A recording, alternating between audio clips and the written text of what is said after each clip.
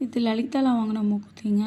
லலிதாவை பொறுத்தவரைக்கும் தங்கம் வந்து எனக்கு தெரிஞ்சு நல்லாவே இருக்கும். அதேமாதிரி வைரங்களும் நல்லாவே இருக்குங்க. அவங்கள்ட்ட வந்து கொஞ்சம் எப்படி சொல்கிறது, இந்த வைரம் வாங்கும்போது மட்டும் உங்கள் ஜாதகம், அப்புறம் உங்கள் நேரம், இந்த நேரத்துக்கு நீங்கள் வைரம் வாங்கலாமான்னு கொஞ்சம் பெரியவங்ககிட்ட யாராவது கேட்டுட்டு வாங்குங்க எப்பயுமே. ஏன்னா ஒரு சிலருக்கு வந்து வைரம் ஆகாது, வைர பொருட்கள் ஆகாதும்பாங்க ஒரு ஒரு ராசிகளுக்கு. அப்படின்ற பட்சத்துக்கு நம்ம அதை வாங்கக்கூடாதுங்க. தங்கத்தில் தான் இன்வெஸ்ட் பண்ணணும். எனக்குமே நான் கேட்டுட்டு தான் வாங்கினேன். எனக்கு வந்து மூக்குத்திக்கு மட்டும்தான் என்னோடய ராசிக்கு செட் ஆகும். மற்றபடி வைரத்தில் நகை எதுவும் வாங்கி போடாதம்மா அப்படின்னு சொன்னாங்க. அதனால் நான் சரின்னு விட்டுட்டேன். சரி இதாவது ஒன்று நமக்கு ஆண்டவன் கொடுத்தானேன்ற மாதிரி நினச்சிக்கிட்டேன். ஏன்னா அது போடுறதுனால நமக்கு பிரச்சனை இல்லை, ஒரு தோஷன்ற பட்சத்துக்கு நம்ம அவ்வளோ காசு கொடுத்து அந்த இதெல்லாம் நம்ம இழுத்துக்கணும்னு நமக்கு தேவையில்லை. அதேமாதிரி ரொம்ப இன்வெஸ்ட் பண்ணவும் கூடாதுங்க வைரத்தை பொறுத்த வரைக்கும். இன்றைக்கி நம்ம வாங்குகிற ரேட்லேருந்து நாளைக்கு ஒன்று விற்கிறோன்னு நினச்சிக்கோங்களேன், தங்கத்தோடு ரொம்ப அடிமட்டத்துக்கு தான் வைரத்தை எடுத்துப்பாங்க. ஏன்னா யூஸ் பண்ணுறோம் அப்படின்னு சொல்லிட்டு. அதனால் நம்ம ரொம்பவும் இன்வெஸ்ட் பண்ண வேண்டாம். நீங்கள் ரொம்ப இன்வெஸ்ட் பண்ணணும்னு வச்சிங்கன்னா பாப்பாங்களுக்கு இருந்துச்சுன்னா ஒரு தோடு இல்லை ஒரு மோதிரம் அந்த மாதிரி இன்வெஸ்ட் பண்ணுங்கள். ஏன்னா அதுதான் அதிகபட்சம். வளையல்லாம் இது பண்ணோம்னா நிச்சயமாக அந்த கல் கீழே விழுந்துருச்சுன்னா வேஸ்ட்டாக போயிடும். மற்ற மாதிரி இருக்க கல்லுங்க மாதிரி இல்லை இது. வைரம் வந்து விழுந்துச்சுன்னா ஒன்றுமே இல்லாமல் போயிடும். அதனால் மோஸ்ட்லி இன்வெஸ்ட் பண்ணுறத முன்னாடி யோசிச்சு கொஞ்சம் இன்வெஸ்ட் பண்ணுங்கள். ஏன் சொல்கிறேன்னா, அது நம்ம அவ்வளோ காசு கொடுத்து வாங்குகிற பொருள் வீணாக மட்டும் ஆக்கிடவே கூடாது. அதுக்கு தாங்க சொல்கிறேன். வாங்க வைர மூக்குத்தி எப்படி இருக்குன்னு பார்க்கலாம். இது எப்போயாவது ஃபங்க்ஷனுக்கு நான் மட்டும் போடுவேன். இது கொஞ்சம் பெருசாக தான் இருக்கும். அதனால் எப்போயாவது ஃபங்க்ஷன் நான் மட்டும்தான் போடுவேன். பின்னாடி தங்கத்துக்கு பின்னாடி அவங்களோட சிம்பிள் 916 எல்லாமே போட்டு கொடுத்துருவாங்க. அதனால் நமக்கு பயம் இல்லை. எனக்கு ரொம்ப பிடிச்சிருந்துச்சு. மற்றதெல்லாம் கொஞ்சம் நல்லா இருந்துச்சு. கொஞ்சம் இதோடையே ரொம்ப பெருசாகவும் இந்த பக்கம்லாம் பூவாக பூத்த மாதிரி ஒன்று வச்சுருப்பாங்க பாருங்களேன், பெருசாக கொஞ்சம் பார்ட்ரு அந்த மாதிரி இருந்துச்சு. சரி ரொம்ப பெருசாகவும் வேணாம், ஏன்னா போக போக ரேட்டும் ரொம்ப கூடும் அப்படின்றதுனால சரி வேணாம் அப்படின்னு சொல்லிட்டு மூக்குத்தி மட்டும் எடுத்தேன். எப்போயாவது வீட்டுக்கு ஃபங்க்ஷன்னா மட்டும் யூஸ் பண்ணிக்கலாம் அப்படின்ட்டு சொல்லிவிட்டு, முடிஞ்ச அளவுக்கு நமக்கு ஆண் குழந்தையாக இருந்தாலும் சரிங்க, ஆண் குழந்தையாக இருந்தாலும் சரி, பெண் குழந்தைகளாக இருந்தாலும் சரிங்க, முடிஞ்ச அளவுக்கு தங்கத்தில் பிள்ளைங்களுக்கு இன்வெஸ்ட் பண்ணணுங்க. தங்கம் தாங்க நாளைக்கு பிள்ளைங்களுக்கு வந்து நல்லது. ஏன்னா இது வந்து இன்னும் இருக்க ஏறுமே தவிர குறையாது. போன வருஷம் 5500 கிட்ட இருந்துச்சுன்னு நினச்சிக்கோங்களேன். இப்போ வந்து 7000 தொட போகுதுங்க. 7000க்கு இதுக்கும் பாருங்கள், ஒரு வருஷத்துக்குள்ளேயே நமக்கு வந்து எவ்வளோ டிஃப்ரெண்ட் ஆகுதுன்னு பாருங்கள்.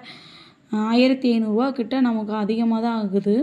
ஆனால் இதே நம்ம வெள்ளியில் இன்வெஸ்ட் பண்ணணும்னு வச்சுக்கோங்களேன், அது கொஞ்சம் கம்மியாகும். அது எப்போ ஏறும் இறங்குன்னே தெரியாது வெள்ளியை பொறுத்த வரைக்கும்.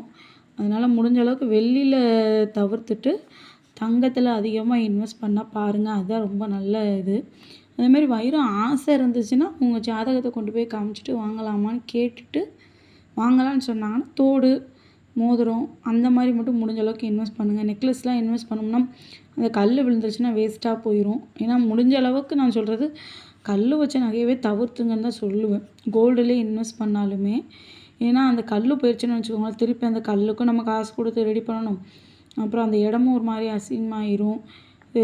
அப்புறம் அந்த கல் வச்ச நகையை நம்ம திருப்பி சேல்ஸ் பண்ணுறோம்னு நினச்சோங்களேன், ஒரு அவசரத்துக்கு கடைகளில் கொடுக்குறோம்னா ரொம்ப அடிமட்டத்துக்கு எடுப்பாங்க. ஏன்னா நான் கல்லை தனியாக எடுக்கணும், அப்புறம் நகையை உருக்கணும், அதனால் எனக்கு கொஞ்சம் இதுலேருந்து கம்மியாக தான் ஆகும் அப்படின்னு சொல்லிட்டு ரொம்ப இது பண்ணுவாங்க. அதனால் முடிஞ்சளவுக்கு கல் வச்ச நகையை தவிர்த்துருங்க. அதே மாதிரி தாங்க வெள்ளியை முடிஞ்ச அளவுக்கு தவிர்த்துருங்க. இப்போ டெய்லி யூஸ்க்கு கொலுசு, மெட்டி, இல்லை பாப்பாங்களுக்கு கொலுசு, அருணாக்கொடி அந்த மாதிரி ஓகேங்க. யூஸ் பண்ணுற அளவுக்கு மட்டும் வாங்கிட்டு மிச்சதெல்லாம் வேணாங்க. அதனால் இதை வேணான்னு ஒதுக்கிடுங்க. ஏன்னா வாங்கி சேவ் பண்ணணும்னு நினச்சோன்னு வச்சுக்கோங்களேன், நாளாக காற்றுப்பட்டு ஒரு மாதிரி கருப்பாக கண்ணங்கரைன்னு ஆயிரும். அப்படின்னும்போது நம்ம கொடுக்கும்போது இப்போ அதே கடையிலையே ஜிஆர்டிலையுமே கேட்டுக்கோங்க, ஜிஆர்டிலையுமே அவங்ககிட்டயே வாங்குகிற நகையாகவே இருந்தாலும் சரி, வெள்ளி பொருள் 25% கிட்ட இது பண்ணுவாங்க. இது வேறு கடை நகையாக இருந்துச்சுன்னு வச்சுக்கோங்களேன், 35% வரைக்கும் அவங்க வெள்ளியை பொறுத்த வரைக்கும் லெஸ் பண்ணுவாங்கங்க. ஜிஆர்டியில் வாங்கின இதாகவே இருந்தாலுமே அவங்க 25% வரைக்கும் லெஸ் பண்ணுறாங்க. அப்படின்ற பட்சத்தில் இதே மாதிரி தான் எல்லா கடைகளும் இருப்பாங்க. அதிகபட்சம் நான் கேட்ட வரைக்கும் மற்ற கடைகள்லாம் வந்து அவங்க கடை பொருளாக இருந்தால் 30%. இதே வேறு கடை பொருளாக இருந்துச்சுன்னா 35லேருந்து 40 வரைக்குமே நாங்கள் லெஸ் பண்ணுவோம் அப்படின்றாங்க. இது எவ்வளோ அதிகம்னு பாருங்கள். இதுக்கு ஏன் இப்படி பண்ணுறாங்கன்னு தெரியல. அவங்க கடையில் வாங்கின பொருள் தான் அவங்களே இவ்வளோ கம்மி பண்ணாங்கன்னா வேறு கடையில் நம்ம கொடுத்தோம்னா அவங்க எவ்வளோத்துக்கு எடுத்துப்பாங்க. அதனால் முடிஞ்ச அளவுக்கு வெள்ளியில் இன்வெஸ்ட் பண்ணுறத தவிர்த்துட்டு தங்கத்தில் மட்டும் இன்வெஸ்ட் பண்ணுங்கள். அதுதான் ரொம்ப பெஸ்ட்டு. அதேமாதிரி தங்கத்தில் இன்வெஸ்ட் பண்ணுறதுனால பொருளாகவே இன்வெஸ்ட் பண்ணிடுங்க. இப்போ சீட்டு போடுறீங்கன்னு நினச்சிக்கோங்களேன். அந்த சீட்டே நம்ம எதுக்கு போடுறோம்? சேதாரம் இல்லை, செய்கூலி இல்லை அப்படின்ற பட்சத்துக்கு தான் நம்ம போடுறோம். அப்படின்ற பட்சத்தில் போட்டுட்டு எதுக்கு போய் கோல்டு காயினில் போய் நம்ம வாங்கணும்? கோல்டு காயின் நீங்கள் சாதாரணமாக வாங்கினாலுமே செய்கூலி சேதாரம் இல்லைங்க. ஆனால் ஜிஎஸ்டி மட்டும் நம்ம கட்ட தான் போகிறோம். ஜிஎஸ்டி நம்ம சீட்டு போட்டு எடுத்தாலும் சரி, அப்போயே போய் காசை கொடுத்து நகையை நம்ம பர்ச்சேஸ் பண்ணாலும் சரிங்க, ஜிஎஸ்டி கட்டி தான் ஆகணும். அதனால் முடிஞ்ச அளவுக்கு சீட்டு போட்டிங்கன்னா தங்க டிசைன்ஸ் பார்த்து செயின், தோடு அந்த மாதிரி எடுத்துகிட்டு வந்துடுங்க. சீட்டு இல்லை என்கிட்ட ஒரு லம்பாக இப்போ ஒரு 7,000 உங்கள் கையில் இருக்குதுன்னு நினச்சிக்கோங்களேன். இப்போ இருக்குது. ஆனால் சீட்டு மாதம் மாதம் போய் தொடர்ந்து இது மாதிரி கட்ட முடியாது. ஆனால் இந்த மாதத்துக்குள்ளதுக்கு ஒரு நகை எடுக்க முடியும்னா போய் ஒரு கோல்டு காயின் எடுத்து வச்சுருங்க.